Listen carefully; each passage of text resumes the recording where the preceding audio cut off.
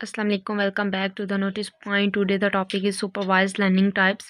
First is classification and second is regression. First देखते हैं classifications को. The model predict a class like yes, no, spam, not spam. The output is discrete, fixed choice.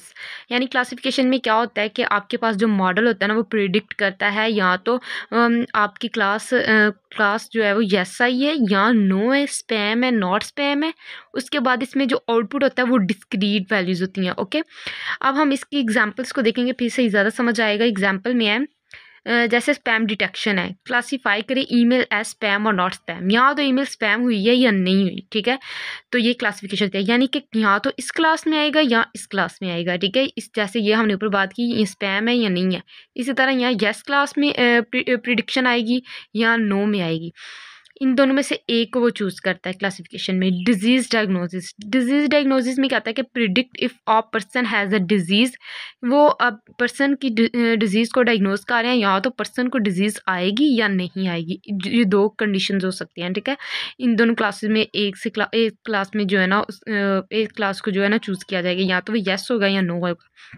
अब हम इसकी types की बात करें तो टाइप ऑफ क्लासिफिकेशन हमारे पास है binary classification and multi class classification. Binary classification में क्या होता है कि हमारे 2 क्लासेस होते हैं, या तो हम येस चूज़ करेंगे या नो होगा, ठीक है. ये क्लास होगी. मल्टी क्लासिफिकेशन में मोर देन 2 क्लासेस होती हैं, जैसे डॉग हो गया, कैट हो गया, रैबिट हो गया. अभी हम बात करें रिग्रेशन की. जो सेकंड टाइप है प्रिडिक्ट कॉन्टिन्यूस न्यूमेरिक वैल्यूज़. इसमें कॉन्टिन्यूस न्यूमेरिक वैल्यूज़ होती हैं. आउटपुट इज़ रियल नंबर होगा, जैसे प्राइस हो गया, टेम्परेचर हो गया, ठीक है.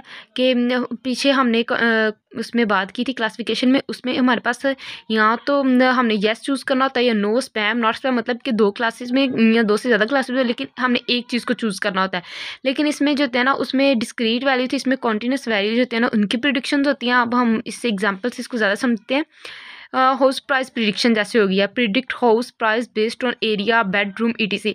अब हम हाउस जो है ना घर की प्राइस की प्रिडिक्शन कर रहे हैं, ठीक है, इन चीज़ों की बुनियाद पे, एरिया पे, बेडरूम के बुनियाद पे. लेकिन हम जो है ना प्राइस हमें पता चलेगी, यानी कि 10 लाख है, 15 लाख है, मतलब इस तरह प्रिडिक्शन होगी. ये येस नो में तो नहीं ना आएगा, मतलब इसमें बस प्रिडिक्ट करेंगे कॉन्टिन्यूस वैल्यूज़ को.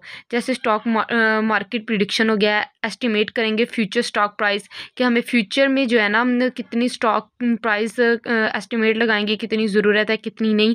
तो मतलब प्राइजेस को देखेंगे. इसमें प्रिडिक्शन होती है न्यूमेरिक्स वैल्यू, ठीक है. इनमें दोनों में डिफरेंस क्या है कि इसमें प्रिडिक्शन होती है न्यूमेरिक्स कॉन्टिन्यूस न्यूमेरिक वैल्यूज, और इसमें डिस्क्रीट वैल्यूज होती हैं.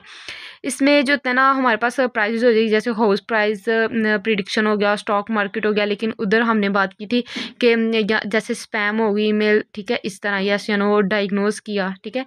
ये इनकी एग्जांपल्स थी. चलिए मज़ीद हम इसको ना इधर टेबल से समझते हैं. जैसे हमारे पास टाइप्स कौन थी classifications and regression supervised learning की, ठीक है.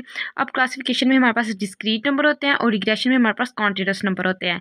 क्लासिफिकेशन की एग्जाम है स्पैम और नॉट स्पैम, और रिग्रेशन की है जैसे प्रिडिक्ट हाउस प्राइस, ठीक है.